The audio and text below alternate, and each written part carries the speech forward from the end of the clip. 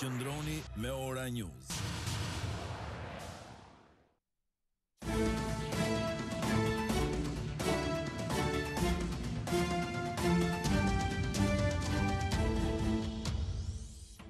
Dhe ne do i rikthejmë Parlamentin qytetarëve me të gjitha format dhe mënyrat që opozita ka në dispozicion dhe për këtë kërkojmë ndihmën dhe aleancën e çdo shqiptari të ndershëm. Basha Rama replika në distancë, kreu i PD-s thotë se do bëjë çdo gjë për të rikthyer Parlamentin qytetarëve. Rama, opozita ka hapur çadër tjetër. Bllokohet për të dytën javë radhës seanca e Kuvendit. Ruçi përjashton nga salla deputeti Noka, i cili nuk ju bind këtij urdhri. PLD ka nisur kontrollin ndaj gjyqtarit të gjykatës së Vlorës, Arqile Basho, ndryshoi pak ditë më parë masën e sigurisë për një të arrestuar për posedim 5.2 ton drogë. Policia shpall në kërkim 2 autorët e dyshuar të atentatit e një nate më parë në Lushin. Lajert Haxhiu e Orkes Bilbili shpallën në kërkim. Skandali producenti i Hollywoodit pranon se ka gabuar, por kërkon një shans të dytë. Të gjithë gabojnë një herë në jetë sipas tij.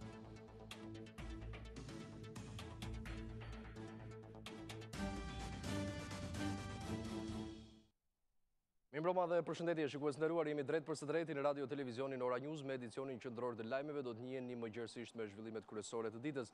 Debatet e sotme në Kuvendin e Shqipërisë kanë çuar në ndërprerjen e seancës së pasdites dhe thirrjen e mbledhjes së byros së Kuvendit, ku po shqyrtohet në fakt edhe kërkesa e një grupi deputetësh të Partisë Socialiste për të përjashtuar me 10 ditë deputetin e Partisë Demokratike Flamur Noka.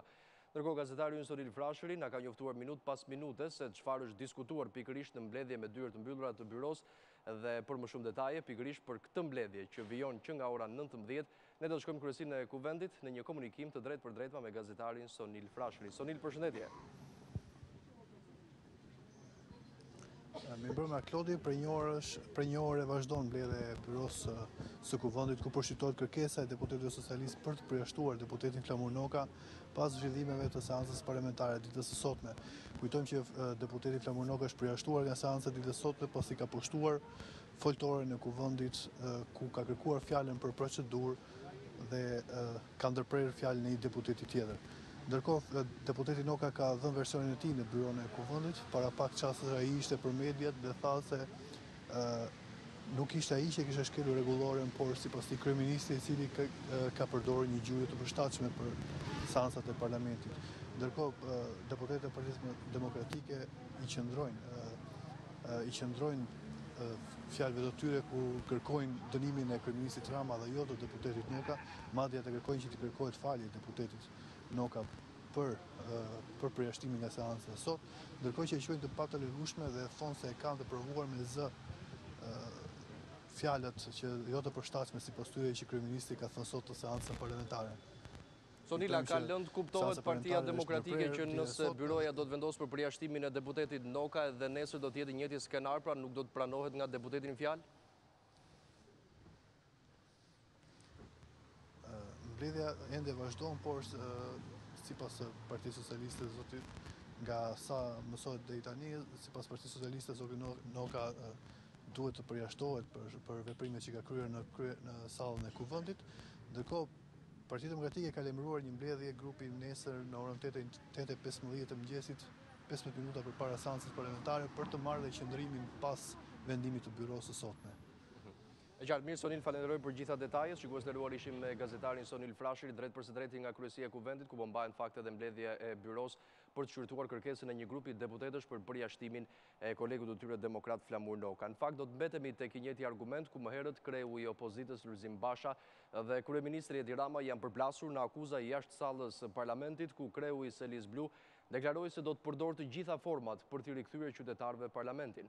Basha tha se demokracia ndodhet në krizën më të madhe në këto 27 vite, por rivali i tij politik, kryeministri Edi Rama, mendon se kjo është kriza e opozitës, e cila ka vendosur që çadrën në bulevard ta hap tashmë në Kuvendin e Shqipërisë.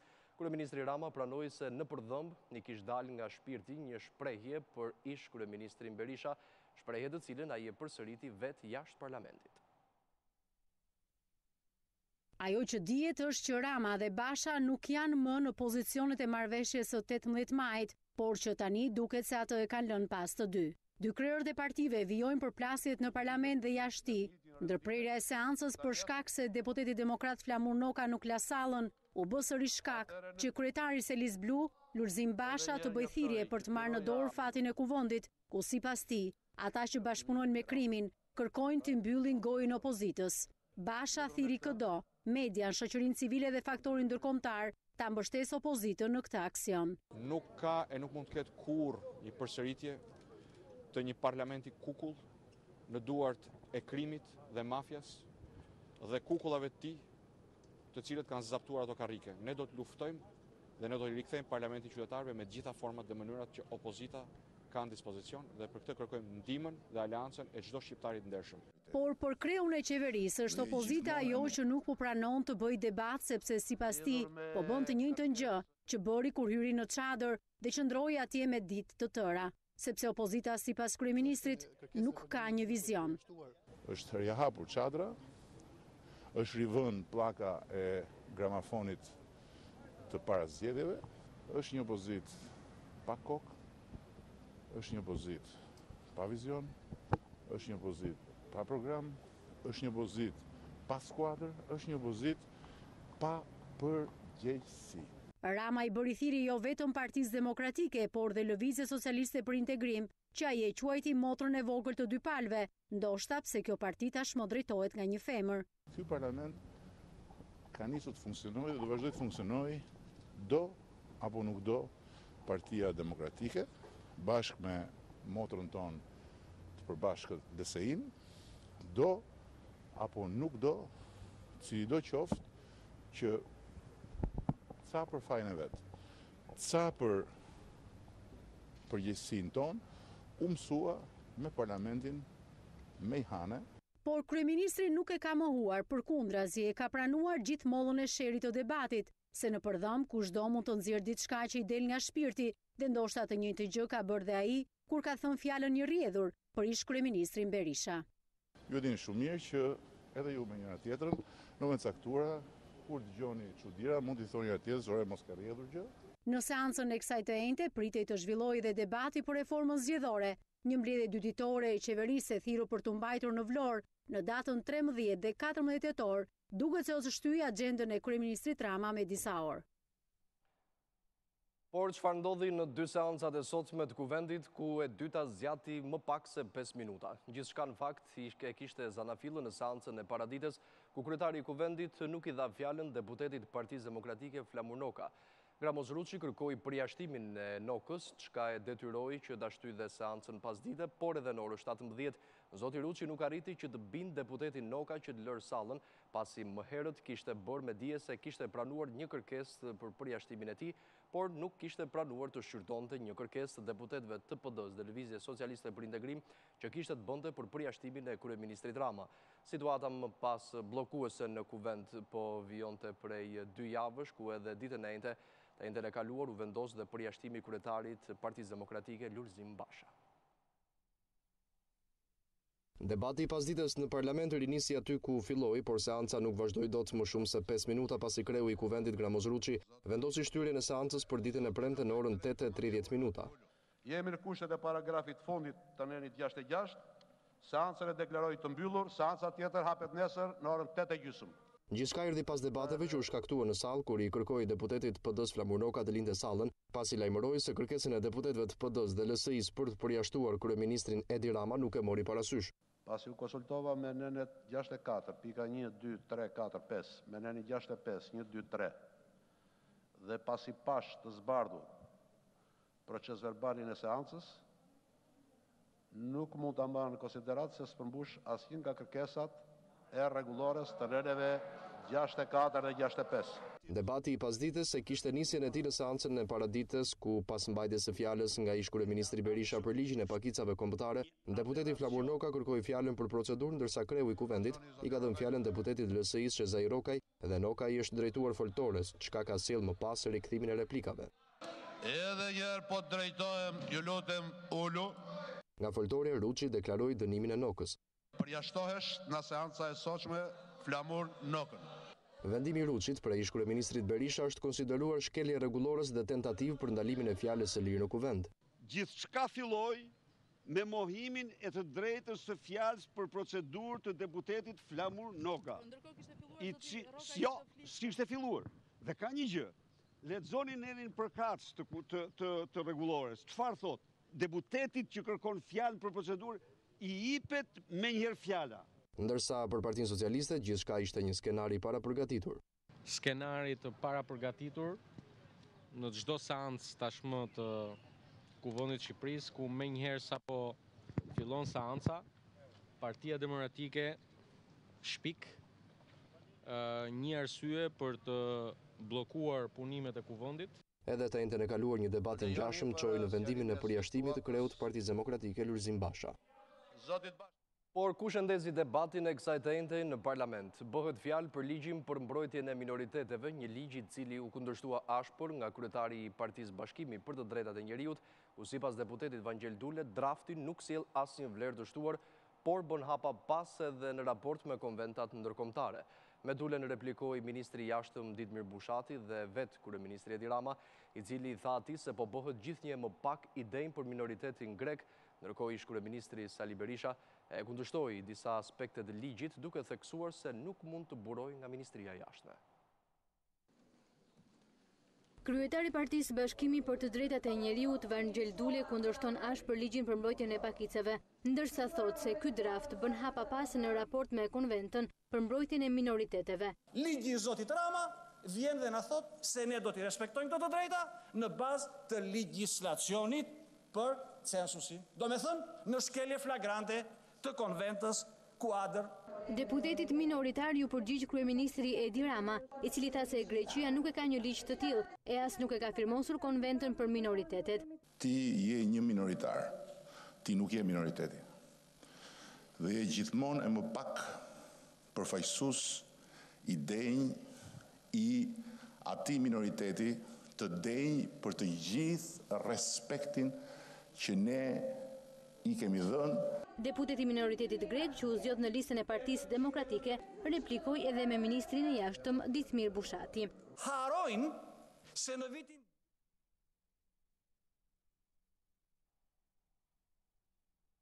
Shikues të nderuar, në këtë moment ka një deklaratë për mediat nga Edi Paloka, në kryetari i parlamentit, zhvendosemi drejt për drejt. Kryetari i parlamentit, sepse siç e keni ndjekur dhe ju, ka kërkuar fjalën për procedurë. Siç përcaktohet qartazi në nenin 49 rregullores, kur fjala kërkohet për procedurë, i jepet menjëherë. Duke folur pastaj dhe për arsyen, sepse thash argumentat që u dhanë byro këtu do i kishin zili dhe ata byro Senverogjës, u tha që çfarë do thonte Flamur Noka për procedurë, paragjykoi edhe se çfarë do kërkonte deputeti për procedurë. Thuaj, po mirë qënë si ka e merë të 10 minuta para fjallën apo 10 minuta mbrapa. Kështu mund thonin dhe qënë si ka e merë 10 ditë para apo 10 ditë mbrapa. Ndërkohë që edhe njerë e theksoj, rregulloria e thot qartazi. Kur kërkohet fjalla për procedurë, i jepet me njerë. Dhe fjalla sot nga zoti Noka është kërkuar sepse kemi pasur një akt skandaloz të përsëritur në fakt kryeministrit, i cili e ka pranuar dhe para jush dhe para medjave, se ka folur si shpesh herë, ka bërë rrugaçin në karrigen e kryeministrit, thashë ka pranuar dhe para jush, por çuditërisht byroja këtë nuk e dinte dhe nuk pranonte dënonte kryeministrin, siç i është kërkuar sot nga 3 kryetarë grupesh parlamentare, kryetarit parlamentit, por u morën dhe dënuan deputetin Noka, i cili dhe një herë them, kërkoi një të drejtë që e jep rregulloria. Fakti që është rasti i tretë që përsëritet. Për ne nuk mund tjetë më rastësi, absolutisht është i qëllimshëm. Gramozruçi nuk po bën gjë tjetër, po zbaton urdhrat e Edi Ramës për të kthyer këtë parlament në një kuvli të Partisë Socialiste. Tash është rasti i tretë dhe nuk mund të bëjmë fjalë për rastësi. Sot aty u tha që do të vazhdoj të ecet në të rrugë.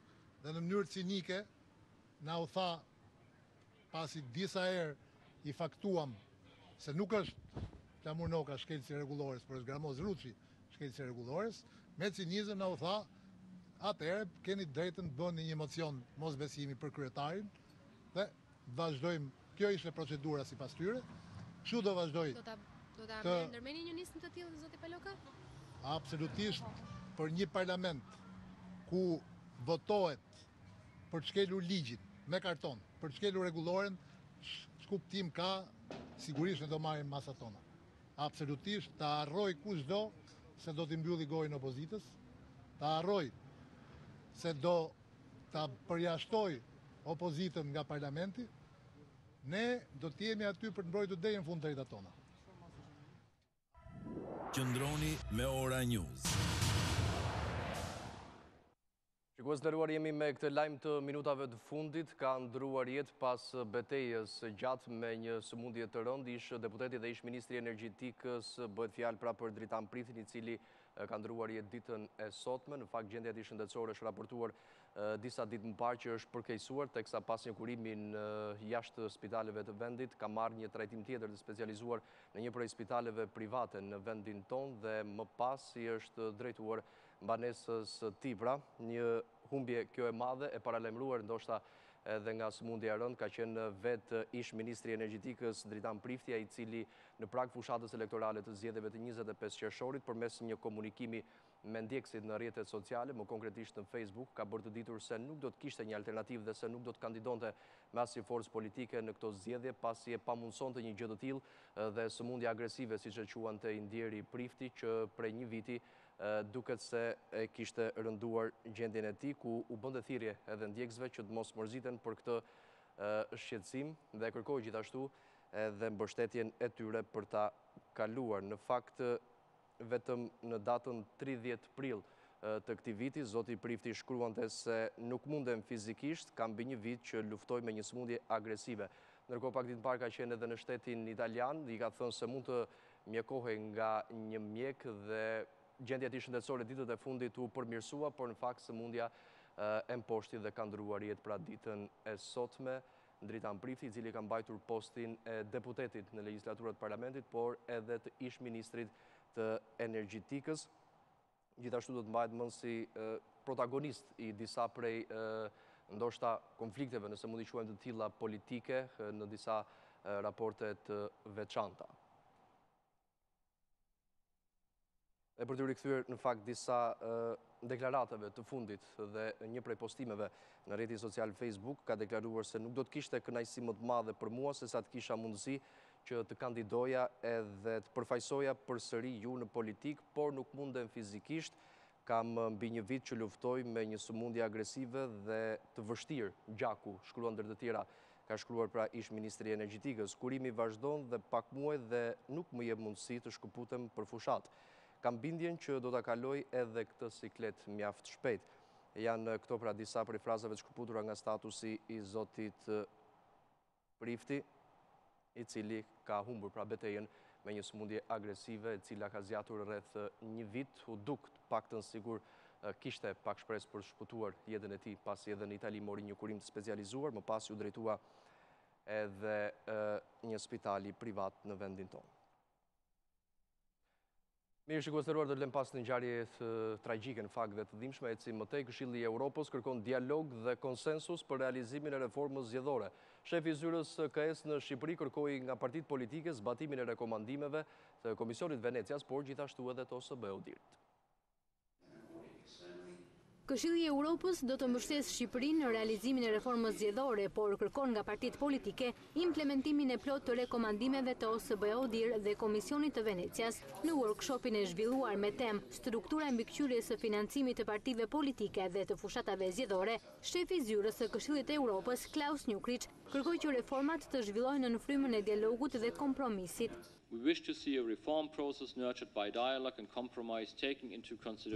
të shohim një proces reformash të ushqyer nga dialogu dhe kompromisi, duke marrë parasysh rekomandimet e Këshillit të Evropës, OSBE-ut dhe Komisionit të Venecias, përkundër ndryshimeve ligjore të paraqitura në maj, pas marrëveshjes politike. Rekomandimet duhet të zbatohen plotësisht. Këshilli i Evropës është shumë i përkushtuar për të mbështetur reformën zgjedhore. Ne do të kontribuojmë në forcimin e legjislacionit për partitë politike dhe financave të fushatave zgjedhore. Kryetari i Komisionit Qendror të Zgjedhjeve, Klement Zguri, parashtroi nevojën e përmirësimit të kuadrit ligjor për financimin e partive politike, ndërsa siguroi se rekomandimet e Këshillit të Evropës dhe OSBE-ut janë prioriteti i institucionit që drejton. nuk duhet të lënë indiferent ata që në fushat hidhnin gur mbi njërin tjetrin, partitë politike. Tani nuk është koha për të hedhur gur. Tani është koha për të ndërtuar mor. Tani moratorët e reformës nuk mund ta konsiderojnë përmirësimin rrënjësor të kuadrit ligjor për financime çështje të dorës dytë. Shtyllat bazë të rregullimit të ri ligjor janë hedhur nga raporti i Odirit. Cilësia e reformës së ardhshme zgjedhore, përfundoi Klemens Guri, matësinë e vet e ka tek transparenca financiare, por edhe shpenzimet e fushatës që do të pasqyrojë. Inspektorët të Këshillit të Lartë të Drejtësisë filluan kontrollin ndaj gjyqtarit të gjykatës së Vlorës, Arqile Basho, i cili ndryshoi vetëm pak ditë më parë masën e sigurisë për të pandehurin Raki Parapaj, e i arrestuar për sekuestrimin e 5.2 ton drogë në llakatun të Vlorës. Hetimi ndaj gjyqtarit në fjalë filloi pas ankesave publike në lidhje me këtë vendim. Këshilli i Lartë i Drejtësisë filloi verifikimin ndaj gjyqtarit të gjykatës së Vlorës, Arqile Basho, i cili ndryshoi pak ditë më parë masën e sigurisë për të pandehurin Raki Parapaj, i arrestuar për sekuestrimin e 5.2 tonëve drogë në llakatun të Vlorës. Sipas KLD-s, veprimi u ndërmor pas ankesave publike në lidhje me këtë vendim. Arrestimi i Arapajt u bën në 14 korrik të këtij viti, pas një operacioni të policisë së shtetit në fshatin llakatun të Vlorës, ku sekuestruan gati 15 ton drogë në 3 panesa. Më 17 korrik, gjykata e Vlorës vendosi masën e sigurisë, arrest me burg për 8 nga 9 të arrestuarit, lidhur me ngarkesën e madhe të drogës së sekuestruar. Në burg u lanë dhe kryeplaku i fshatit Bilal Gjata, Mysaver Tusha, Ervin Tusha, Raki Parapaj, Kudret Tusha, Elidon Tafili. Gjykata la në burg dhe inspektorin e policisë Lirim Lamaj, së bashku me të vëllain Astrit Lamaj. Por më vonë gjykata e Vlorës bëri rivlerësim të masave të sigurisë. Inspektorati i Këshillit të Lartë të Drejtësisë ka filluar verifikimin për mbledhjen e të gjitha provave të nevojshme, që hedhin dritë mbi faktet e ekspozuara në ankesën publike, duke kërkuar gjykatës së rrethit gjyqësor Vlorë paraqitjen e të gjitha vendimeve dhe proces verbaleve mbi procesin gjyqësor të zhvilluar ndaj të pandehurit Raki Parapaj, lidhur me caktimin e masës së sigurisë arrest me burg dhe lidhur me lirimin e tij nga paraburgimi, thuhet në njoftimin e KLD-s. Ndërkohë, prokuroria ka kërkuar apelimin e vendimit të shkallës së parë në gjykatën e apelit Vlorë. Nga 9 të arrestuarit të operacionit në llakatund, asnjë prej tyre nuk ndodhet aktualisht në masën arrest me burg. Të gjithë janë liruar nga gjykata e Vlorës në masa më të buta sigurie. 2 persona u shpallën në kërkim nga policia në lidhje me atentatin e ndodhur pas ditën e së mërkurës në Lushnjë, ku vran shtetasit Jurgen Hoxha dhe Zamir Latifi. Policia e shtetit tha ditën e njëjtës se autorët e dyshuar të kësaj ngjarje janë Lajert Haxhiu dhe Orges Bilbili, të cilët janë shpallur në kërkim. 2 persona shpallën në kërkim nga policia si autorët e atentatit që ndodhi pas ditën e të mërkurës në Lushnjë, ku vran shtetasit Jurgen Hoxha dhe Zamir Latifi. Në momentin e sulmit, 2 të rinjt kishin vetëm 15 minuta që ishin ndarë nga Xhulio Shkurti, nipi i Aldo Bares. Vrasja dyshohet se është vazhdimi një seriali përplasjesh me armë të nisur prej vitesh mes grupeve kundërshtare në qytetin e Lushnjës. Policia e shtetit tha të njëjtën se autorët e dyshuar të kësaj ngjarjeje ku mbeten të plagosur edhe 2 persona, janë Lajert Haxhiu dhe Orges Bilbili, të dy me precedent penal të mëparshëm. Në vendin e krimit të 2 fisht u gjetën më shumë se 40 gëzhoja dhe një armë tip pistolet, që dyshohet se i përkiste viktimën Zamir Latifi. Sipas hetimeve dyshohet se Orges Bilbili ka drejtuar makinën e autorëve, ndërsa Lajert Haxhiu ka qelluar me armë. Hetuesit kanë zbardhur edhe motivin e atentatit që ndodhi të mërkurën pranë komisariatit të Lushnjës në lagjen Loni Dhamo. Nga analiza e informacioneve që ka mbledhur grupi hetimor, rezulton se ngjarja e djeshme ka lidhje me krimin e datës 25/9/2016, ndodhur në qytetin e Lushnjës, ku është tentuar të vriten me armëzjarri 2 shtetas, bën me dije policia duke ju referuar plagosjes së Xhulio Shkurtit një vit më parë,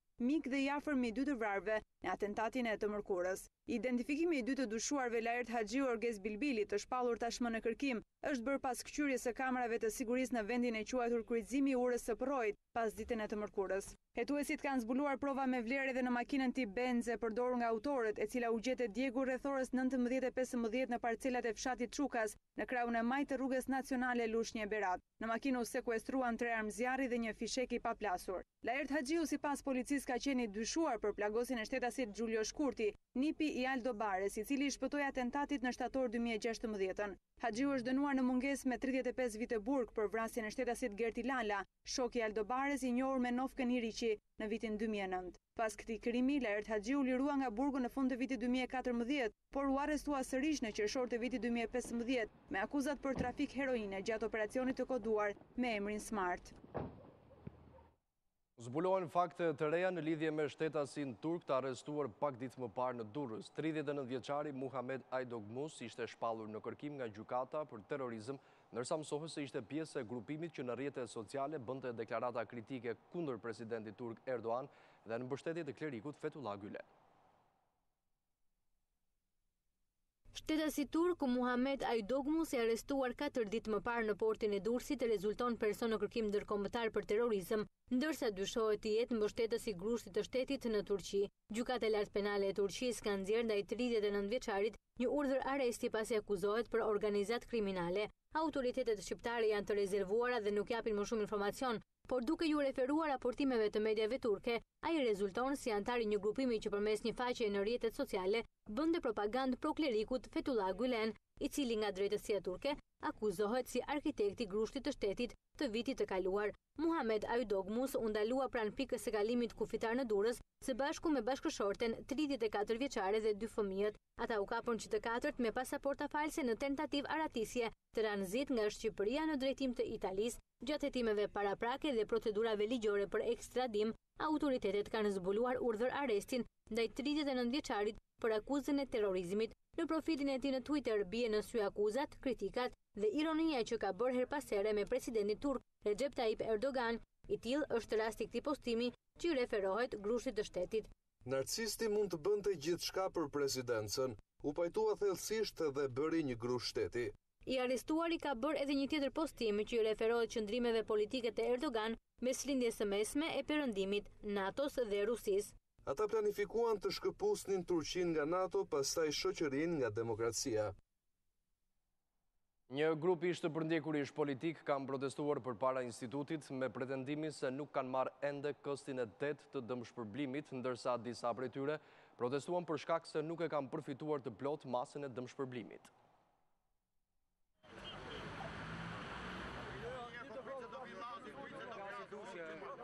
Duke u lidhur me zinxhir në derën e institutit të shtëpërndjekurve për të kërkuar dëmshpërblimet. Kjo ka qenë mënyra e protestës për një grup i shtëdënuarish politikisht. Jemi shkëllavru, torturu, 11 vjet në burg, gjithë këto burra ka 20 vjet, 15. Edhe na kanë përjashtuar nga dëmshpërblimi, duke na hekur gjithë vitet e burgut për arsye jo politike dhe terroriste. Thonë se nuk kanë marrë këstin e 8 të dëmshpërblimit, për të cilën qeveria ka garantuar shpërndarjen brenda aktiviteti. S'di çfarë do hetimi do marri. Ne do të nisim gjithë grevë, deri në fillim do rrim sot. Grevoria do bëjmë. Të tjerë thonë se masa e shpërblimit ka qenë e përgjysmuar për shkak të problemeve me dokumentacionin. Kemi vujt, kemi shkatëru, na kanë përgjysu legët. Pa këtë punë kemi hyrë bom dhe grevë në uri se pap do bëjmë grevë. Unë nuk i kam lajmu gjithë, s'kemi ardhë gjithë, do t'i lajmu gjithë vinë do bëjmë grevë. Pati edhe nga ata që lidhen protestën me figurat komuniste që drejtojnë parlamentin, duke ju referuar kryetarit të kuvendit Gramoz Ruçi. Ishte për ndjekurit politik zhvilluan homazhe dhe Polirak Bejkon, i cili u vetëdoq gjatë grevës në nëntor të 2012-s.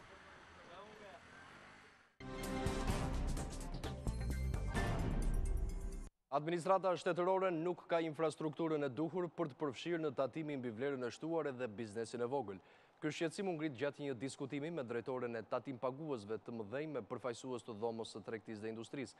Drejtoria e tatimeve sqaroi se kjo çështje është ende në diskutim dhe nuk ka një draft përfundimtar për të. Sa i përket aksionit anti-informalitet, Pipa premtoi më pak kontrolle nga ana e tatimorëve. Përfshirja e biznesit të vogël në TVSH nuk është një nismë e studiuar siç duhet. Eksperti për politikat fiskale pranë dhomës së tregtisë dhe industrisë ngriti si shqetësim faktin se kjo nismë do të sjellë kosto për biznesin e vogël, në një kohë që administrata tatimore nuk është ende gati për zbatimin e saj. Për fushatën e biznesit vogël dhe përfshirjen e TVSH-s kemi qenë neve nga të parët, kemi 2 vjet që kemi propozuar me shkrimin e Ministrisë së Financave që të bëhet. Kjo nuk është as bashkëpunim me biznesin, as marrje mendimi dhe as platformë konstruktive. E tha kryeministri dhe kemi gjithë këto ditë që ne nuk e dim asnjëri që do ketë një prag, do përfshihen këta, do jenë këta, ka përjashtime, s'ka përjashtime, ai tha të gjithë që në fillim. Pse po vazhdoni po diskutoni dhe po thoni jo do ketë një prag, do jenë 2 milion, jo do jetë një 3 muaj, jo do e shikojmë kështu. Pse? Se tani po diskutohet teknikisht dhe nuk e dim. Por drejtoria e tatim paguesve të mëdhenj deklaroi se kjo çështje është ende në diskutim dhe nuk ka një draft përfundimtar. Është një çështje duke u diskutuar. Dhe pa diskutim që kemi informacion të plot, dhe pa diskutim që mblidhemi dhe diskutojmë për mënyrën se si do të menaxhohet kjo situatë për ditë. Pa diskutim sepse nuk mund të ngrihet dhe nuk mund të ndryshohet një sistem apo nuk mund të avancohet një sistem pa u diskutuar me një grup njerëzish. Kreu i Dhomës së Tregtisë dhe Industrisë kërkoi që aksioni anti-informalitet të mbështetet në ligj, ndërkohë drejtoria e tatim paguesve të mëdhenj premtoi se do të reduktohen kontrollet nga inspektorët tatimor. Të shkojmë drejt një tregu ku konkurenca tjetë para, të shkojmë drejt një tregu ku ligji të mbizotrojë. Pra kontrollet janë sa më të pakta dhe sa më të rralla. Drejtuesja e tatimeve për bizneset e mëdhaja bëri apel që të mos punohet me 2 bilance dhe të deklarohen pagat reale të punonjësve. Bizneset huaja dhe vendase u bashkuan në një marshim kundër ekonomisë informale. Eksperti Ardian Civici u shpreh se ekonomia informale është pengesa kryesore për investimet në vend, ndërsa investitorët e huaj ndërkohë shohin aksionin e qeverisë si një mundësi për të mos pasur më rritje taksash. Sektori agro-ushqimor vlerësohet me nivelin më të lartë të informalitetit. Ekspertët e përcaktojnë informalitetin në ekonomi pengesë kryesore për të thithur investimet. Gjatë fjalës së mbajtur pas marshimit me moton jo informalitetit në biznes, Ardian Civici kërkoi që të punohet më shumë për të ndryshuar situatën aktuale. Nëse një vend si Shqipëria me 1% e informaliteti, 35 dhe 40% klasifikohet nga vendet më problematike të botës, kuptohet qartë se çfarë investimesh mund të presi, çfarë planesh biznesit suksesshme mund të bëj. Përfaqësuesi i investitorëve të huaj e sheh aksionin e qeverisë kundër informalitetit si një mundësi për të mos pasur më rritje taksash. Mbështesim aksionin e qeverisë për të luftuar ekonominë informale pasi kjo do të sillte përfitime për të gjithë. Kur të gjithë paguajnë taksa, kjo është një mënyrë që nuk do të lejojë më rritje taksash. Niveli më i lartë i informalitetit në ekonominë shqiptare përcaktohet në sektorin e industrisë agro-ushqimore. Sot mbi 90% e mishit të freskët që shitet në treg qarkullon deri te konsumatori pas një dokument fiskal dhe mbi të gjitha pas një dokument veterinar. Informaliteti është imponuar nga sistemi fiskal krejtësisht i papërshtatshëm për bujqësinë. Marshimi jo informalitet në biznes u mbajt në kuadër të ditës ndërkombëtare kundër informalitetit.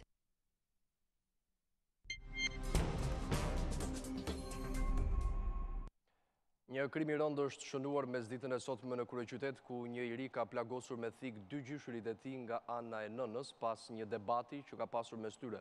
19 vjeçari është arrestuar nga policia ndërsa 2 të moshuarit janë dërguar për ndihmë mjekësore në spital.